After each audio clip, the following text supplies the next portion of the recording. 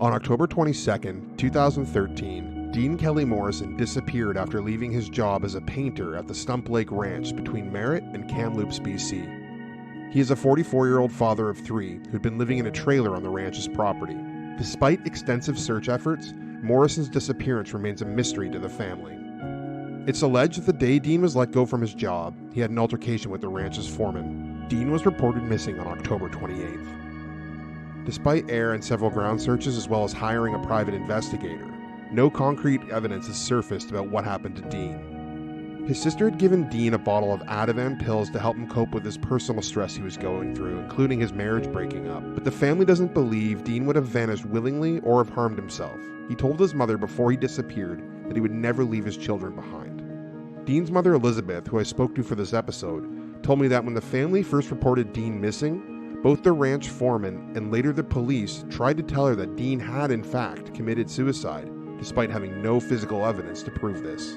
The case at the time of recording this remains open. Please visit the Facebook page Missing Dean Kelly Morrison for more information. And if you have any information regarding Dean's disappearance, please contact the Kamloops RCMP at 250-314-1800.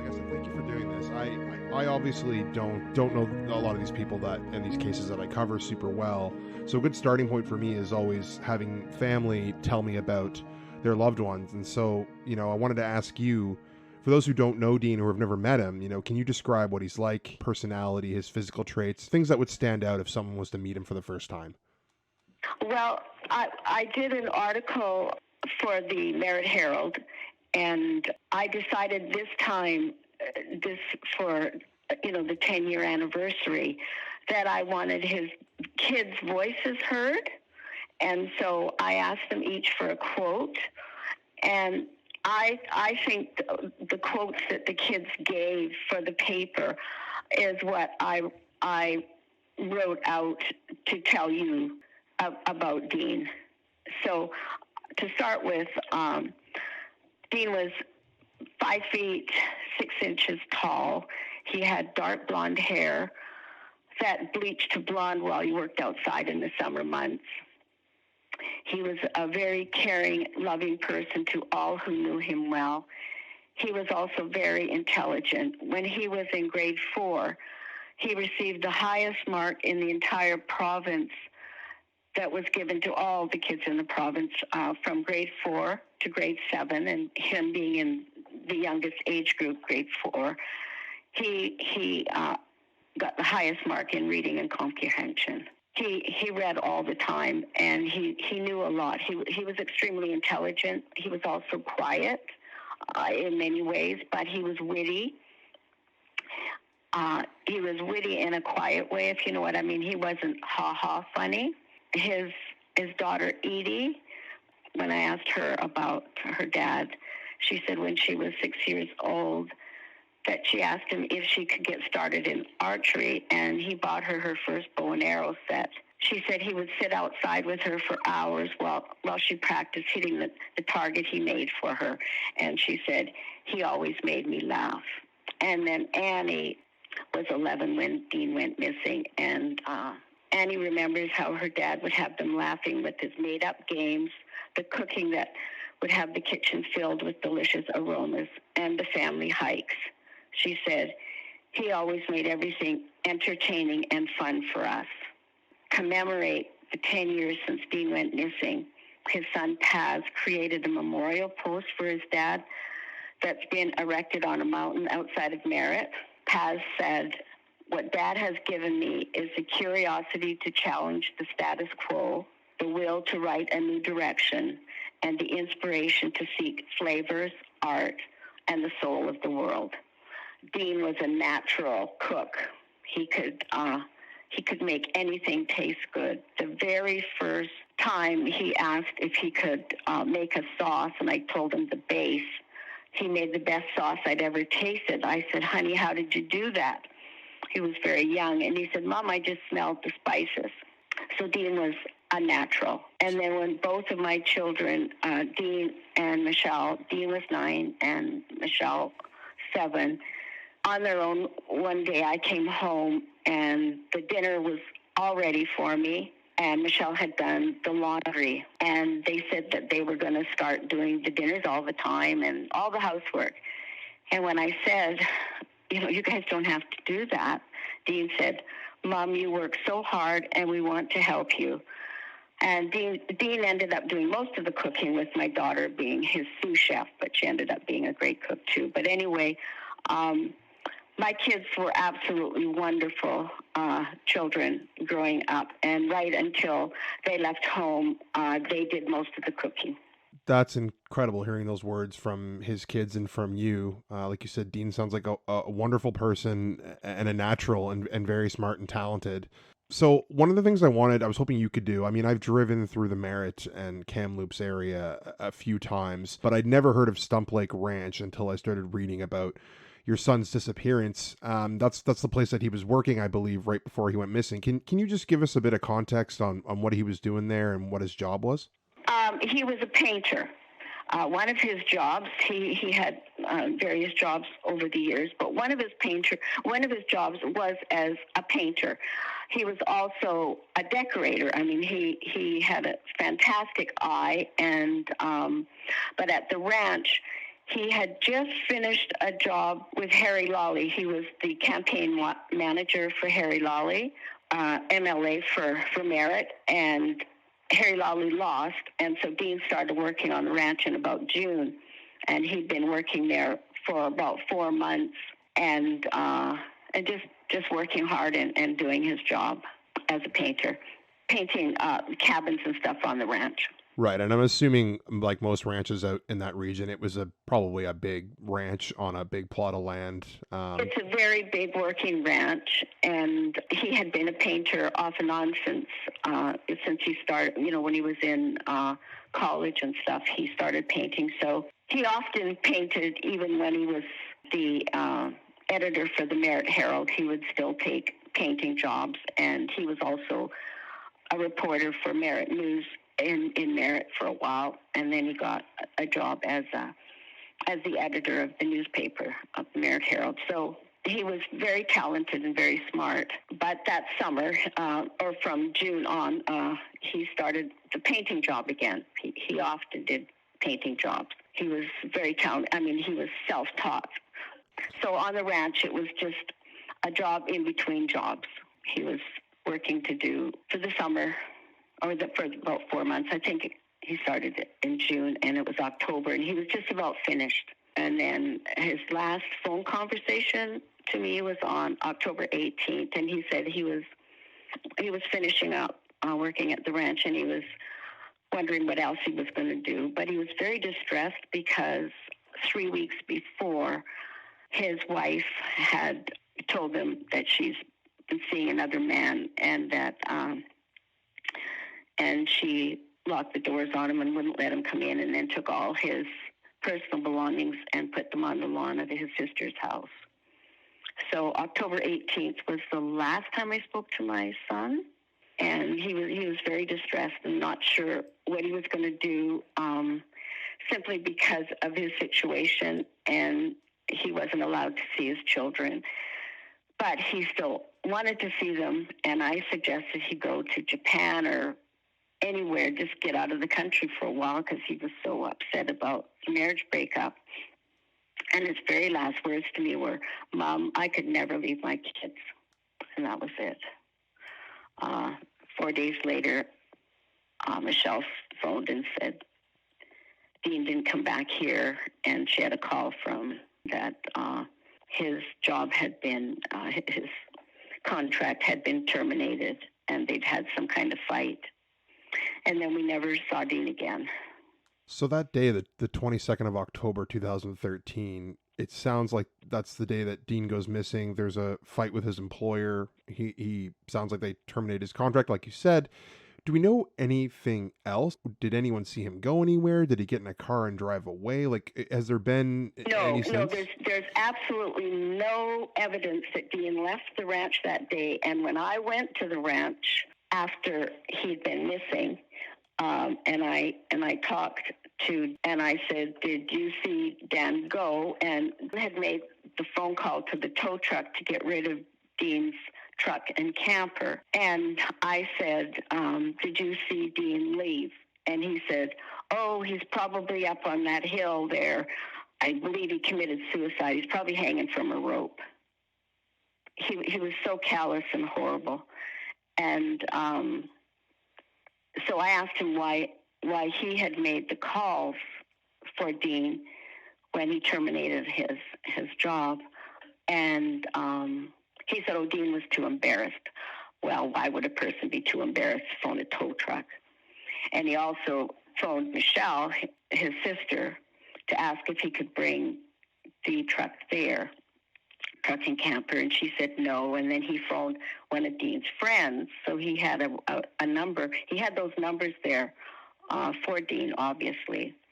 I don't believe Dean was even there at that time. I think he was dead. I believe they had a fight, and for him to just tell me he committed suicide, he's basically telling me, "Your son is dead. You're not going to find him. He's probably up that mountain up there." So I asked, okay, if he committed suicide or he's dead, where's his remains?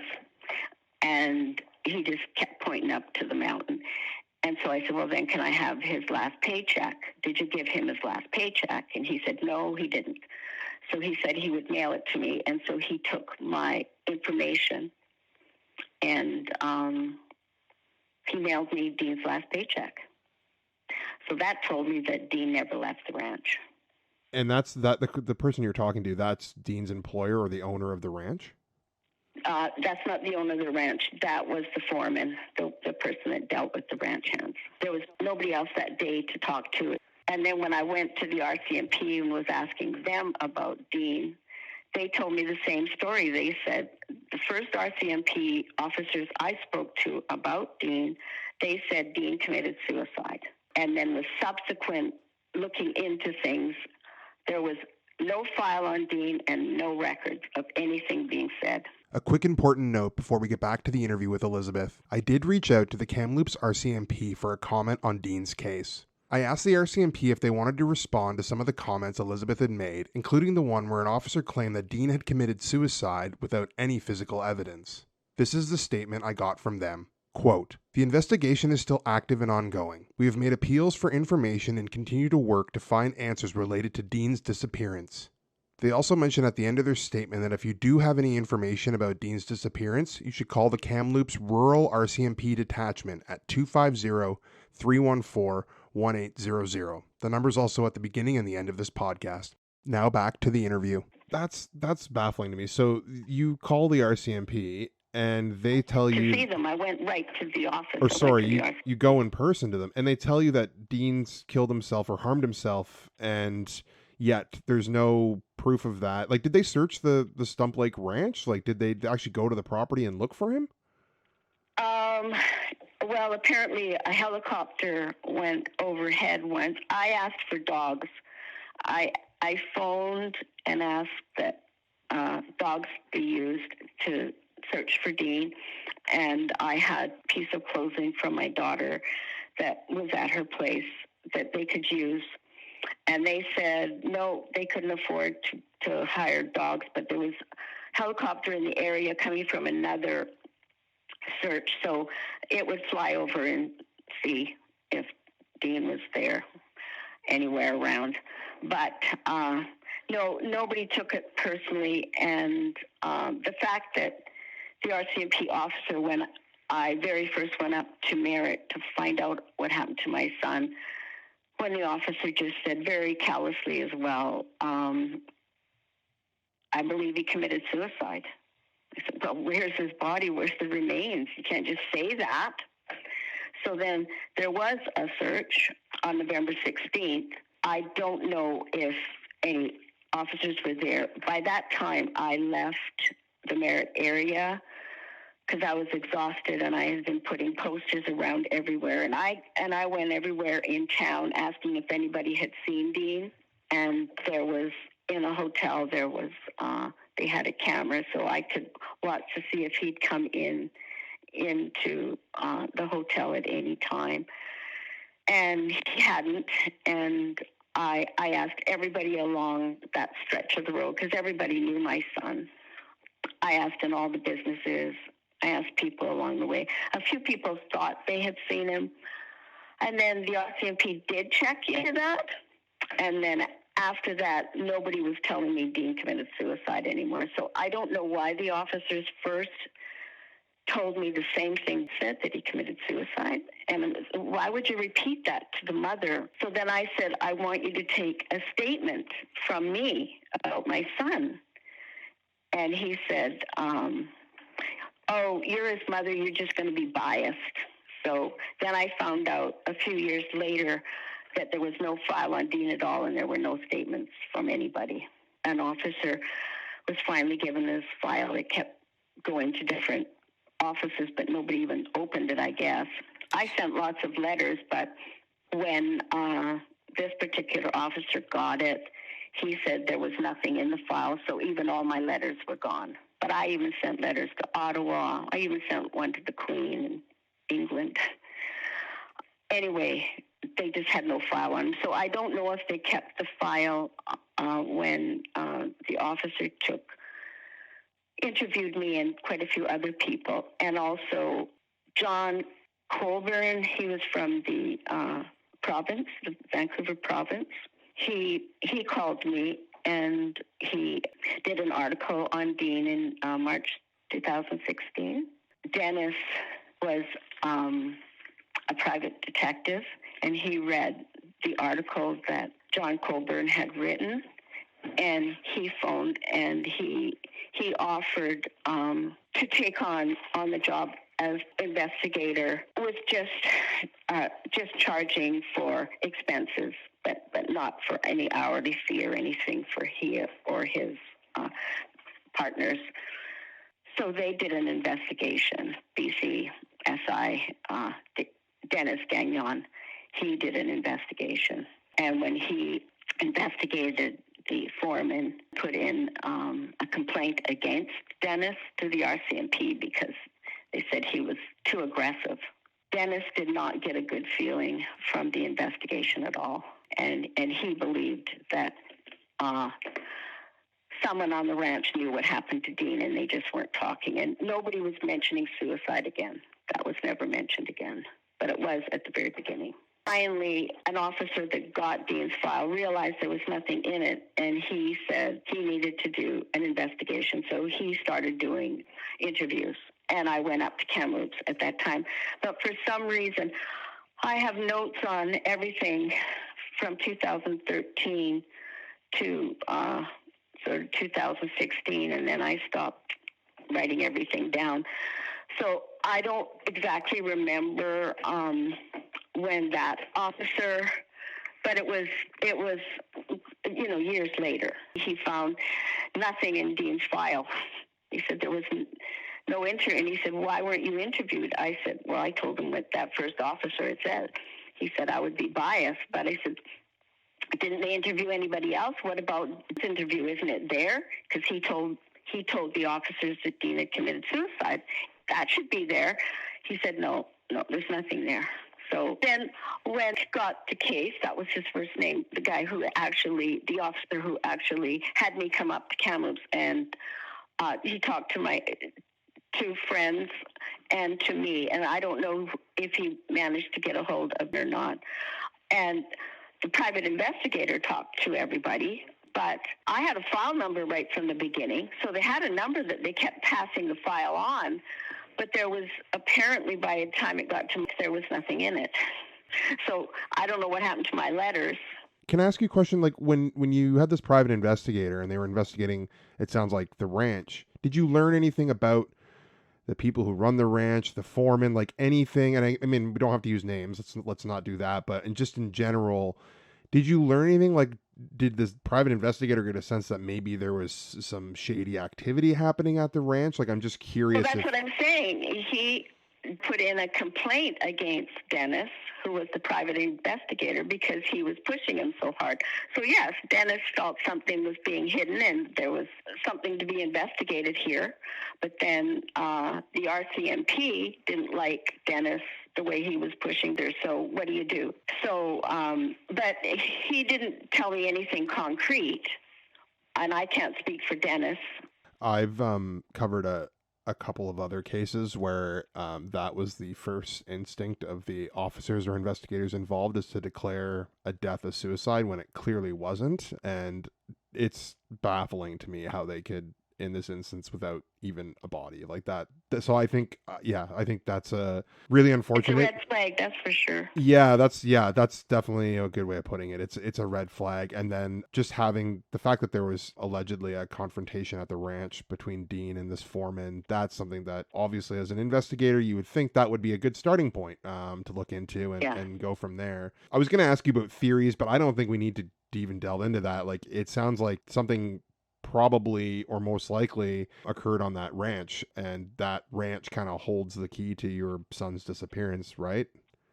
Exactly, I believe they do, and I believe, see, my son would never leave his children. His very last words to me, I mean, it was odd that the job was going to be up in a couple of weeks anyway. Dean was almost finished, and he was looking to what he was going to do next, but now he's out of the family home and doesn't have contact with his children, but still wants to stay close enough to them so he can see them. So he definitely didn't want to leave the country. So his last words to me were, I could never leave my kids. So nothing that happened on the ranch would have Dean leave his children or me.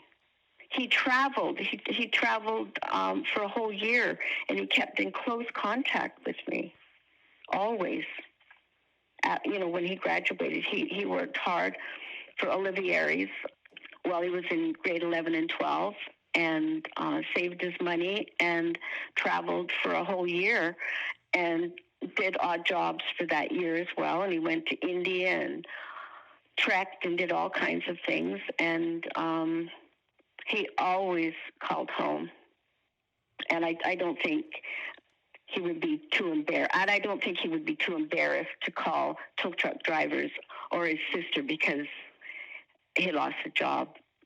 Yeah, I wanted to clarify that. So his car was towed from the ranch, or his truck, or whatever vehicle he had? He had a truck and camper, a small camper that he lived on the ranch for like days at a time, and then he would go to his sister's.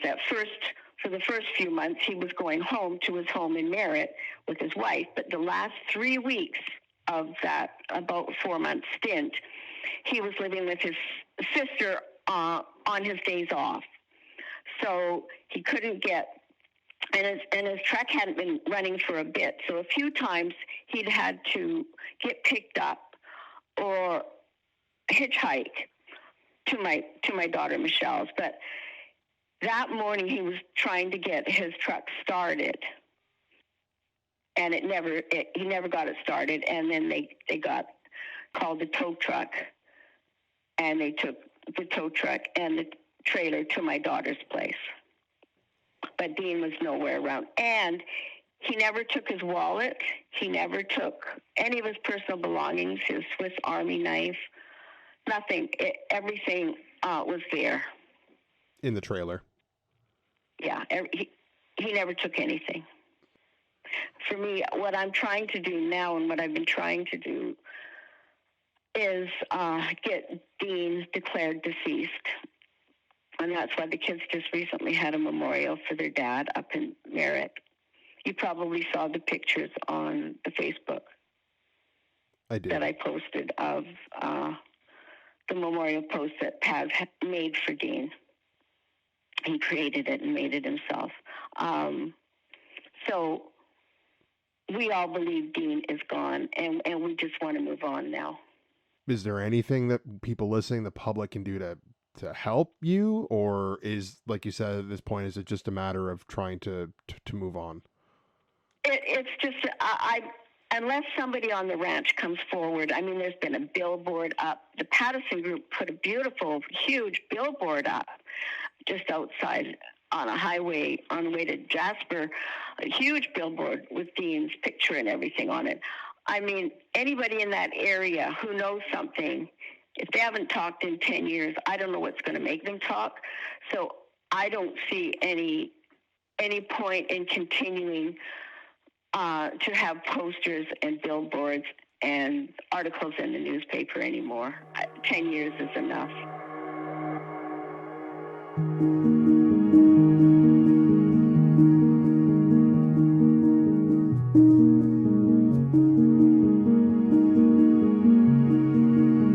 I want to thank Elizabeth for coming on the show to talk about Dean. If you want to know more information about the case, please visit the Facebook page, Missing Dean Kelly Morrison. If you have any information regarding what happened to Dean, you should report it to the Kamloops RCMP at 250-314-1800. I want to thank you so much for listening to the podcast. If you want to support the podcast, you can check out a couple links in the show notes. There's a link to buy me a coffee where you can support the podcast with a one-time donation. There's also a link for the Patreon, which gives you early and ad-free episodes for $5 a month.